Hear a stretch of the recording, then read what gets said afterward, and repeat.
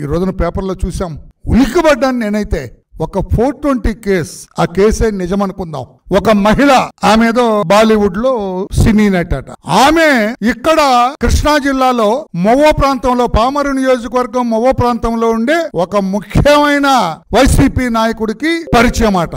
ఆ పరిచయం కాస్త ఇంకొంచెం ముందుకు వెళ్ళింది. వాళ్ళిద్దరికి ఏదో కొంచెం మనస్పర్ధలు వచ్చినాయి, తేడాలు వచ్చినాయి. పెళ్లి చేసుకోమని ఆమె అడిగిందట, చేసుకోనని ఈయనన్నట. ఆ డీటెయిల్స్ లోకి నేను వెళ్ళటం లేదు, ఎందుకంటే అంత నికృష్టంగా అంత మహిళల్ని చూస్తున్నాం కదా రోజు. వాళ్ళ కథలు క్రీడలన్నీ కూడా మనం చూస్తూనే ఉన్నాం. తేడా వచ్చి పెళ్లి చేసుకోమని బెదిరిస్తుంది అంటే ఒక చిన్న కేసు రిజిస్టర్ 420 లేకపోతే ఇంకేదో కేసు చేస్తారు. థ్రెట్ 506 IPC కేసు రిజిస్టర్ చేస్తారు. కానీ ఈ కేసుకి అత్యంత ప్రాధాన్యత వచ్చింది. ఎప్పుడు వస్తాయి ఇటువంటి ప్రాధాన్యతలు?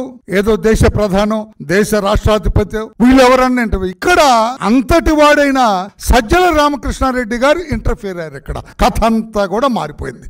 జుగుప్సాకరమైన కేసు అన్నాం. ఈ పనికి మాలిన ఈ దరిద్రపు కేసులో, ఈ మహిళా లోకాన్ని కించపరిచే కేసులో సజ్జల రామకృష్ణారెడ్డి గారు ఆల్ ఇన్ ఆల్ ఆయన ఎంటర్ అయ్యారు. ఆయన ఎంటర్ అయితే సీను మారిందిరా అంటారు చూడు, అట్లాగా ఆయన ఎంటర్ అయ్యేటప్పటికి ఎక్కడ లేని ప్రాధాన్యత వచ్చింది. నో, మీరేం చేస్తారో నాకు తెలియదు. రాణా టాటా అప్పుడు పోలీస్ కమిషనర్, ఆయన రాణా టాటా అంటే ఎవరు, అందరూ ఏదో టాటా బిర్లాల ఫ్యామిలీ కాదు, ఈ ప్రాంతంలో అతను ఆ కేసుని అత్యంత ప్రాముఖ్యత కలిగిన కేసులో అయ్యేటప్పుడు ఏదో కసబని పట్టుకోవటానికి ఆ రోజున నవంబర్ 26వ తారీఖున తాజ్ హోటల్ తగలబడితే వందలాది మంది కాల్చబడ్డారు కదా.